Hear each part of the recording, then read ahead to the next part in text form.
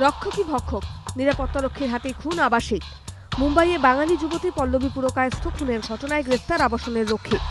হত্যাকাণ্ডের ধরনে উঠে আসছে এ রাজ্যে হেতাল পারেখ খুনের ঘটনা। 2 দশকেরও বেশি সময় আগের ঘটনা। ভবানীপুরের 14 বছরের হেতাল পারেখকে ধর্ষণ করে খুনের অভিযোগ ওঠে বাড়ির নিরাপত্তারক্ষী ধনঞ্জয় চট্টোপাধ্যায়ের বিরুদ্ধে। দোষী সাব্যস্ত হন ধনঞ্জয়। 13 বছর কারাদণ্ডের পর 2004-এর 14ই অগস্ট আলিপুর সেন্ট্রাল জেলে ফাঁসি হয় ধনঞ্জয়ের।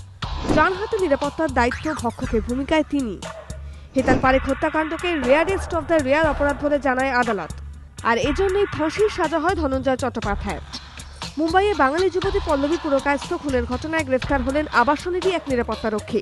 মুম্বাই পুলিশের দাবি, জেরায় পল্লবীকে হত্যার কথা স্বীকার করেছেন সাজ্জাদ পাঠান নামের ওই রক্ষী। বিভিন্ন কারণে কয়েকবার পল্লবী তাঁকে বকাবকি করায় তার উপর ক্ষুব্ধ ছিলেন, আর সেই কারণে প্রতিহিংসা বশত তাঁকে খুন করেন।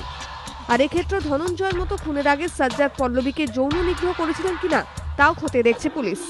এবিপি আনন্দ।